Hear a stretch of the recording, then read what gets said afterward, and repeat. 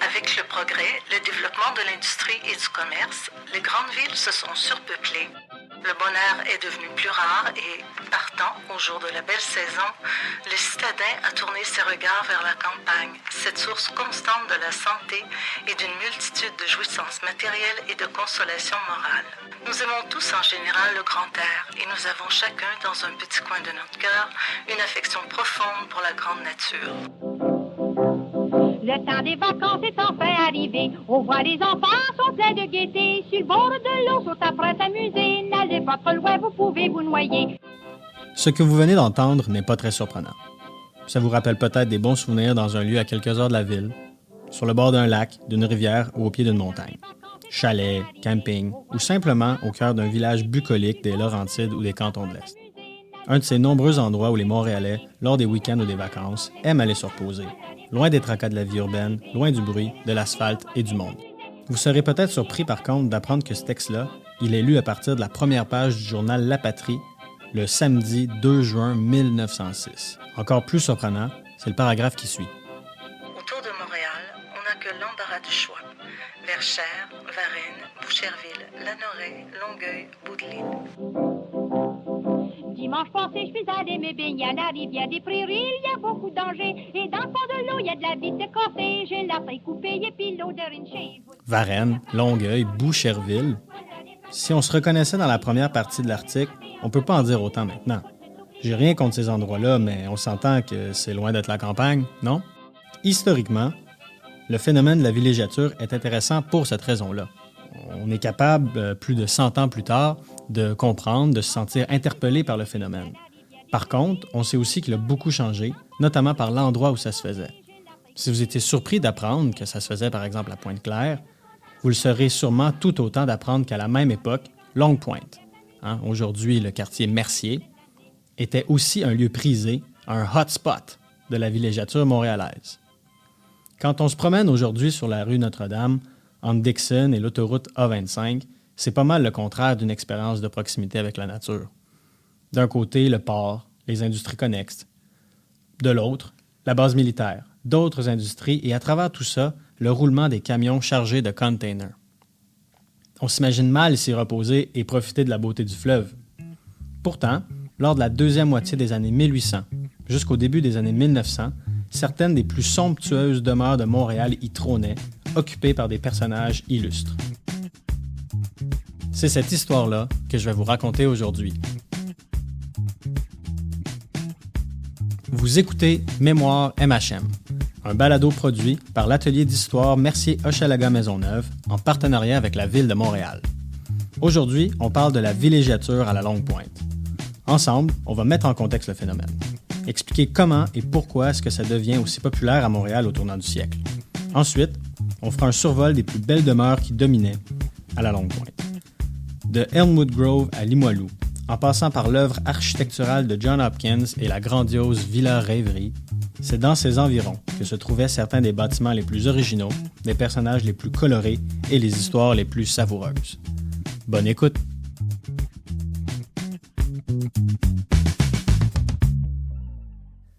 Villégiature. Séjour de repos, à la campagne ou dans un lieu de plaisance. C'est ainsi que le dictionnaire Le Petit Robert définit la villégiature. C'est une définition large qui, en soi, ne veut pas dire grand-chose. Le phénomène de sortir de la ville pour se reposer et s'amuser, c'est une pratique qu'on observe sur le très long terme en histoire. Il y en avait même chez les Romains qui aimaient sortir de la ville pour aller se reposer dans leurs otiums.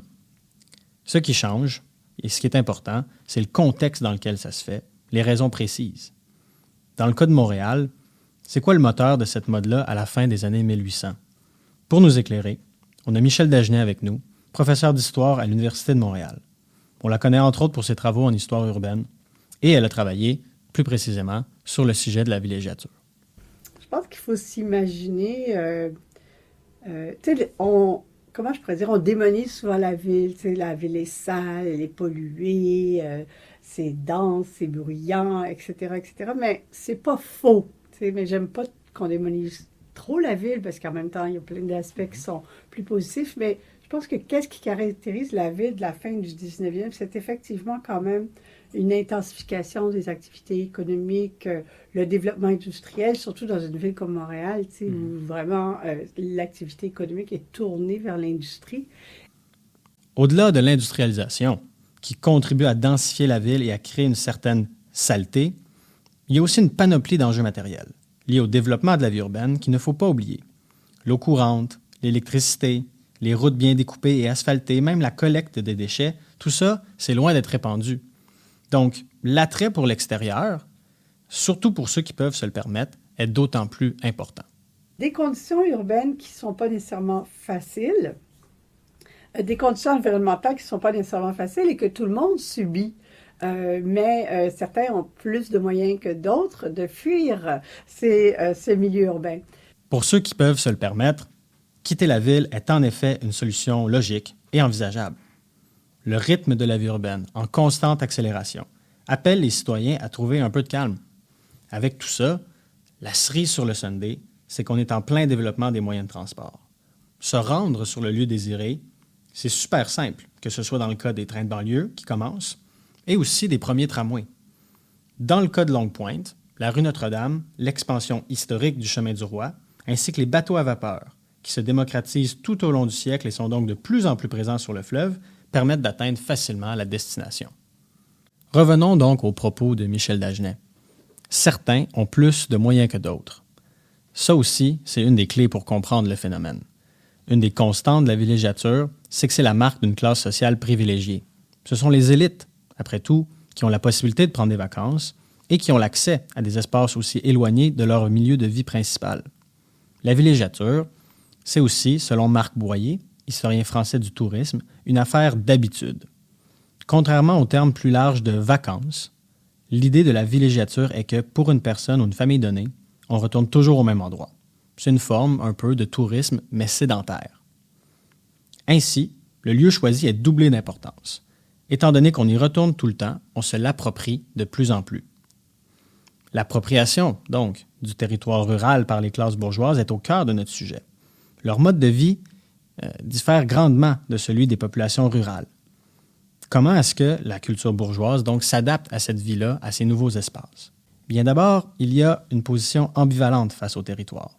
D'une part, on veut se distancer de la vie urbaine en adoptant un mode de vie champêtre, mais d'une autre, on ne souhaite pas pour autant vivre une vie de campagne.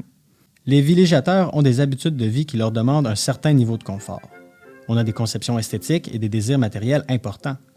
On s'installe parmi des agriculteurs sur des anciennes fermes, mais on veut quand même avoir une grande maison de pierre et que le terrain soit couvert d'une belle pelouse verte et rayonnante. On y pose des arbres pas pour leurs fruits, mais pour l'ombre qu'ils fournissent ou pour leur beauté. Et pour mieux vous reposer à la campagne, vous y allez, vous n'êtes pas rendu bien loin, qu'on vous arrête en chemin à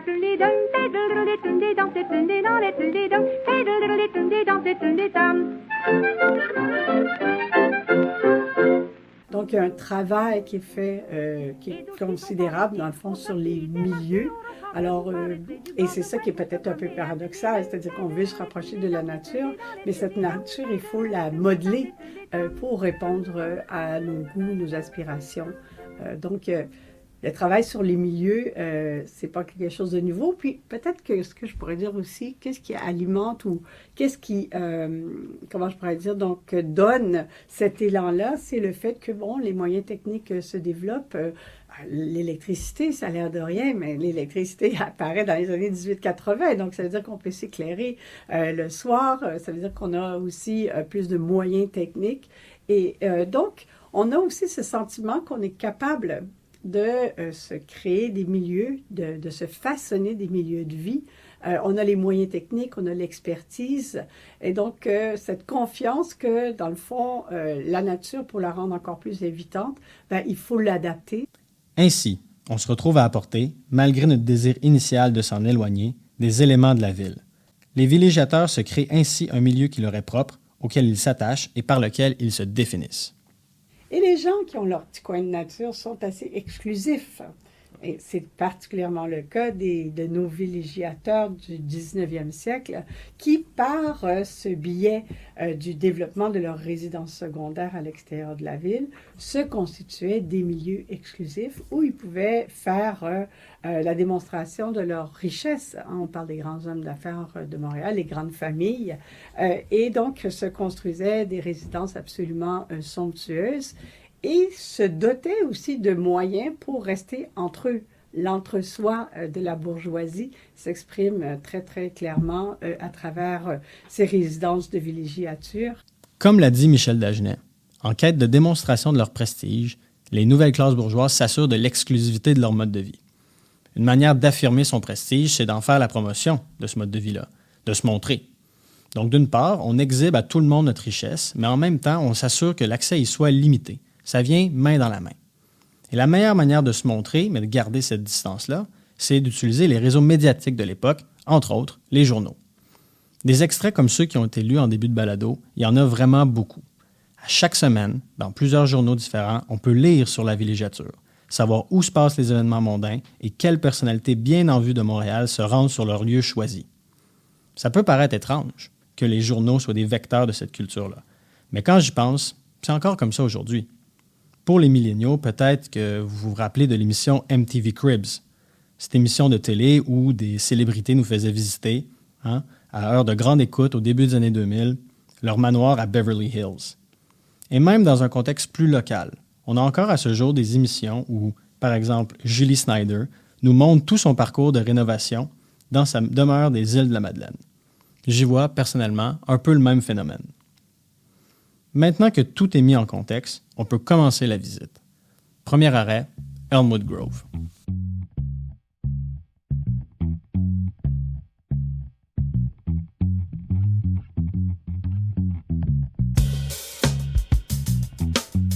Construite dans les années 1850 pour le compte de l'avocat Hugh Taylor, Elmwood Grove est surtout connue comme étant la propriété de Clara Symes. Cette dernière est la descendante de deux grandes familles bourgeoises. D'un côté, elle est la fille de George Burns Symes, riche marchand de Québec, et de l'autre, de Mary Ann Cuvillier, elle-même fille de l'homme d'affaires et politicien montréalais Augustin Cuvillier, membre fondateur de la Banque de Montréal et ancien député du Parti canadien. Grosse famille. Après les décès consécutifs de ses parents en 1861 et en 1863, Clara, toujours mineure, tombe sous la garde de sa tante Luce Cuvillier, qui occupe déjà la rue Notre-Dame dans sa demeure de Review Cottage. On y reviendra. Sous les conseils de Luce, Clara acquiert en 1866 Elmwood Grove, villa voisine de celle de sa tante, tutrice et amie. Dès lors, la jeune héritière se montre très active au sein de la bourgeoisie canadienne. Elmwood Grove est un lieu de rencontre. Clara Symes y organisant des fastes réceptions. Elle fréquente les beaux salons et côtoie les élites tant de Montréal que de Québec. Aussi, elle se démarque particulièrement par sa participation à des œuvres philanthropiques. Le 2 octobre 1872, M. et Mme de Bassano invitaient les orphelins de Saint-Alexis dans leur résidence de Elmwood à la Longue-Pointe et les pauvres enfants furent reçus admirablement. Ça, c'est des lignes qu'on peut lire dans un article commémoratif à Clara Symes qui a été publié à titre posthume dans la presse le 20 avril 1925. Donc, quand je parlais tout à l'heure de comment est-ce que les journaux servent de vitrine, eh bien, on voit que ça se poursuit longtemps après leur décès, longtemps après leurs actions. Mais là, peut-être que vous vous demandez, c'est qui ça, Madame de Bassano? C'est normal que vous posiez cette question-là parce qu'on n'en a pas encore parlé. En fait, oui, parce que la duchesse de Bassano et Clara Symes, c'est la même personne. Dans le cadre de cette vie mondaine, elle rencontre, en 1872, un jeune noble français, Hugues Charles Marais, qui est marquis de Bassano. Leur mariage la même année lui confère donc le titre de marquise, puis de duchesse de Bassano. Elle devient ainsi la première noble de naissance canadienne. À partir de ce moment, elle passe le plus clair de son temps en Europe. Lors de ses nombreuses absences, elle loue cependant Elmwood Grove à d'autres membres de l'élite montréalaise qui perpétuent la tradition festive de la villa en y organisant toujours des fêtes et des réceptions. Grande fête nationale française du 14 juillet 1889. Dimanche 14, lundi 15 et mardi 16. Sous les magnifiques ombrages des bosquets de Elmwood Grove. Ce que le monde cherche dans un pique-nique, c'est la campagne, le plaisir et la gaieté. On ne peut trouver tout cela qu'au Elmwood Grove et le public est bon appréciateur. 3 steamboats partiront du quai Bon-Secours aux demi-heures. Le Powerful, le Den et le James. Le texte qui a été lu provient de la presse le 15 juillet 1889. On comprend bien ici la nature de ces réceptions-là. Quand on sait que le party dure 3 jours et qu'on s'y rend en bateau à partir du port de Montréal, on se doute aussi de l'opulence et du luxe qu'on devait y trouver. On n'est pas hôte d'une telle soirée sans avoir envie de show-off un peu, il me semble. Et on ne s'y rend pas non plus sans avoir envie de se montrer, tout en voulant profiter des avantages d'un club aussi exclusif.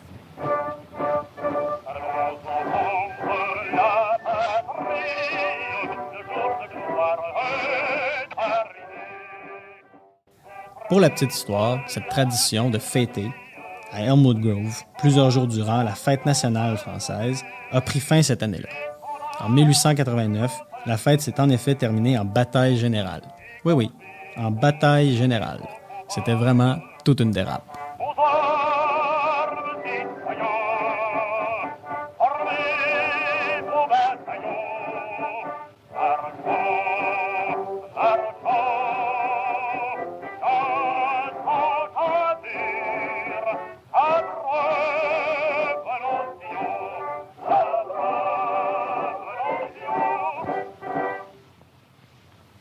Notre visite se poursuit avec la villa d'une des personnalités politiques les plus importantes du 19e siècle. Lieutenant québécois de John A. Macdonald, parfois surnommé le pilier de la Confédération, Georges-Étienne Cartier est une des figures majeures de l'histoire politique canadienne. Il joue en effet un rôle crucial dans la Constitution du Canada. Afin de mettre en image son importance, on peut passer à son monument, au pied du Mont-Royal, qui est un des lieux de rencontre les plus prisés des Montréalais qui se rendent sur la fameuse montagne. C'est pour dire, Georges-Étienne Cartier est une grosse pointure et probablement le plus connu de tous les villégiateurs de la Longue-Pointe. Avocat de formation, il choisit en 1869 d'y établir sa résidence secondaire. Il nomme sa demeure Limoilou, en clin d'œil au manoir de l'explorateur Jacques Cartier, avec qui il n'a, malgré qu'ils partagent le même nom de famille, aucun lien de parenté. Là où ça devient vraiment intéressant, c'est quand on en apprend plus sur son voisinage. Sa voisine, c'est nul autre que Luce Cuvillier, dont on a déjà parlé, propriétaire du Review Cottage et tante de Clara Symes. Femme d'affaires indépendante et grande philanthrope, Luce Cuvillier est une figure fascinante. Réputée pour fumer le cigare, elle n'hésite pas à débattre avec vivacité et ténacité sur les enjeux politiques dans les salons qu'elle tient et fréquente. Ce voisinage avec Georges-Étienne Cartier, c'est pas du tout le fruit du hasard. En effet, les deux entretenaient une liaison amoureuse depuis très longtemps, bien que Cartier fût un homme marié. Séparé de sa femme depuis des années, Cartier vivait probablement avec Cuvillier, mais le couple gardait 2 adresses différentes afin de maintenir les apparences. Certains historiens la considèrent même comme l'égérie de l'homme politique, l'accompagnant dans ces moments charnières de sa carrière. Sa vivacité d'esprit et sa grande connaissance de la politique en faisaient une partenaire idéale pour Cartier. En 1866 se tient à Londres la dernière des conférences menant à la création du Canada. Cartier, bien évidemment, y est, mais il n'est pas là avec sa femme. Celle qui l'accompagne, c'est Luce Cuvillier. À son décès, en 1873, le pilier de la Confédération fait l'éloge de cette dernière à même son testament. On voit bien, donc, avec les exemples d'Elmwood Grove, Review Cottage et Limoilou, comment c'est une communauté qui est tissée serrée. Les villégiateurs se côtoient et s'influencent. Le trio Symes, Cuvillier et Cartier est le noyau d'un de ces groupes les plus notoires. Si d'un côté, on a la gang de Cuvillier et compagnie, on est capable d'en identifier une autre, peut-être moins connue et glamour, mais tout de même très influente. Cet autre ensemble gravite autour de John Hopkins, célèbre architecte montréalais. C'est à lui qu'on doit plusieurs bâtiments emblématiques du 1000 carrés dorés d'hier et d'aujourd'hui, notamment la maison Ravenscrag, la maison Yononeth et le bâtiment de la Art Association of Montreal, ancêtre du Musée des Beaux-Arts de Montréal. Hopkins est au cœur de centaines de projets architecturaux durant ses 47 années de carrière. En 1874, il se fait bâtir une demeure à Longue-Pointe. Située alors au 8940 Notre-Dame, on trouverait aujourd'hui sa villa à l'emplacement du parc Clément-Jeté, dans Mercier-Est. On se doute qu'un architecte de sa trempe, qui se fait bâtir une maison pour lui, ça ne passe pas inaperçu. Sa réputation le suit partout. Une fois installé à Longue-Pointe, il participe à la conception de plusieurs demeures sur la rue Notre-Dame, devenant, en quelque sorte, l'architecte de service pour les nouveaux villégiateurs du coin. Il est à l'origine de la demeure Millefleurs, pour le compte de l'honorable Joseph R. Thibodeau, homme d'affaires et sénateur.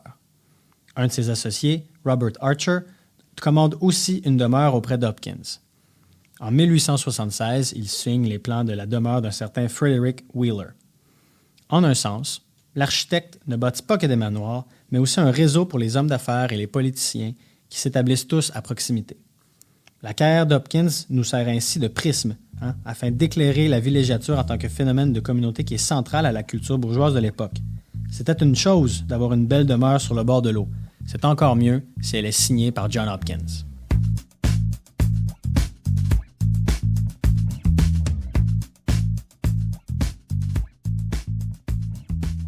Dans un article vantant la beauté de Boucherville, on décrit le parcours du regard qui suit le fleuve à partir du Mont-Royal lors des journées claires, de cette manière-ci.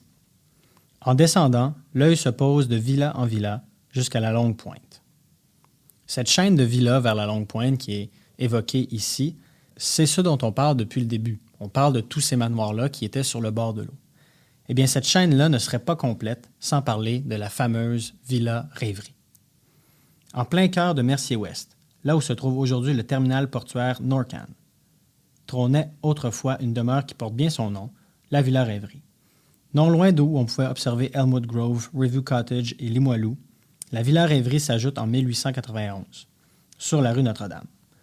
Arthur Caron, marchand ayant fait fortune à la Nouvelle-Orléans, décide de passer ses derniers jours dans la ville qui l'a vu naître et se fait donc bâtir cette luxueuse maison. En 1899, alors que la vieillesse et la maladie s'emparent de lui, il cède son domaine à sa sœur, Anne Caron. Cette dernière est mariée à Edmond Aymon, secrétaire de la Commission des incendies de la Ville de Montréal. Étant désormais citoyen de Longue-Pointe, il peut s'y présenter aux élections et devient conseiller de 1907 à 1910. La famille Caron se départit de la villa en 1911, vendant la demeure à Edmond Guy, un des cofondateurs du projet domiciliaire de Guibourg. En 1933, la villa, dont les taxes foncières sont impayées depuis des années, est saisie par la ville. Elle est ensuite détruite en 1935. La destruction de la Villa Rêverie nous amène à parler justement de la fin de cette époque. Comme on se l'est dit aujourd'hui, peu de choses rappellent cette histoire dans le quartier, pour ne pas dire aucune. Qu'est-ce qui s'est passé? Il n'y a pas de raison unique à la disparition des traces de la villégiature à Longue-Pointe, ni d'événements marquants. On remarque leur disparition graduelle à partir des années 1920 et jusque dans les années 1960. Une des pistes afin de comprendre cette disparition, c'est de soulever le paradoxe de la villégiature. Ce que je pourrais dire aussi par rapport à la villégiature, ce qui peut être une autre forme de paradoxe, c'est que d'une certaine manière, ceux et celles qui fuient la ville vers des endroits plus champêtres sont souvent en réaction aussi par rapport à la modernité, la modernisation, l'accélération de la vie urbaine. Donc, il y a une sorte de refus d'un monde qui les favorise pourtant, et donc un repli vers des espaces que l'on croit permettre de se reconnecter avec le traditionnel, avec l'authentique, avec la nature, on y revient, tu sais. Donc il y a cet aspect-là, et on parle d'une certaine forme d'anti-modernisme pour justement évoquer ce rejet de la vie moderne. Mais en même temps, qu'est-ce qui est un peu paradoxal, c'est que cet antimodernisme se réalise par le truchement des moyens modernes. C'est là, selon nos hypothèses, une des raisons de la disparition. Ne pouvant vivre cette double vie, à la fois urbaine et champêtre, sans les moyens technologiques et le niveau de confort auquel ils sont habitués, on s'affaire à mobiliser ces moyens-là comme l'électricité, les routes et l'eau courante. Plus le développement des espaces de villégiature a lieu, moins on atteint le mode de vie champêtre autrefois désiré. Et donc, paradoxalement, les villégiateurs apportent avec eux les raisons mêmes de leur départ de la ville. Cette urbanisation s'accélère d'ailleurs bien malgré eux. L'histoire de l'Est de l'île est marquée par le développement industriel. Dans le cas de Longue-Pointe, on se trouve directement sur le chemin de l'expansion du port de Montréal. Autrefois suffisamment éloigné de la ville, on se retrouve de plus en plus proche des centres industriels qu'on a tant voulu fuir. Et encore une fois, si on a une vision antimoderniste ou que, lors de nos vacances et de nos week-ends, on veut se rendre dans des lieux qui nous permettent de nous évader face à la modernisation, eh bien, on n'a pas trop envie de rester là. C'est, du point de vue des villégiateurs, de moins en moins intéressant. Le phénomène, par contre, demeure un élément de la culture bourgeoise, mais se fait dorénavant plus loin.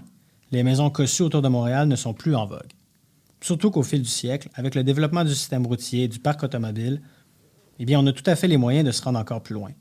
Pourquoi se limiter à Longue Pointe si, désormais, c'est possible de se rendre dans les Laurentides ou même les cantons de l'Est? L'intérêt de Longue Pointe en villégiature s'estompe alors assez rapidement.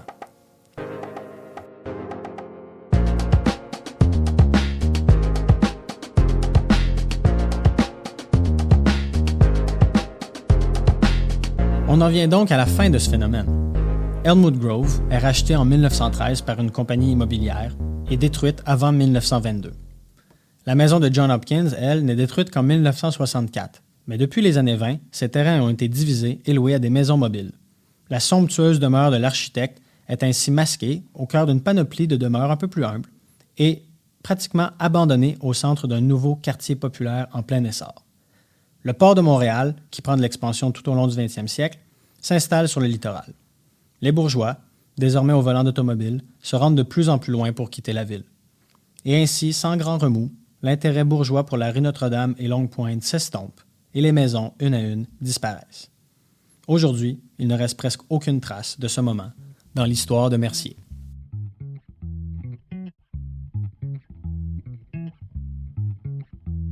Vous venez d'écouter Les Mémoires de MHM, un balado produit par l'Atelier d'histoire Mercier-Hochelaga Maisonneuve. Vous pouvez nous trouver sur Facebook, Instagram et sur YouTube.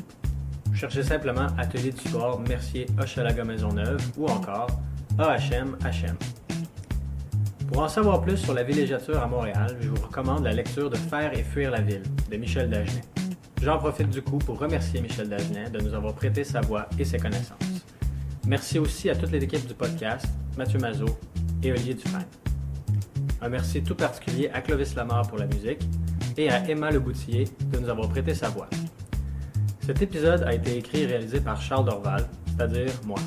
Merci de votre écoute.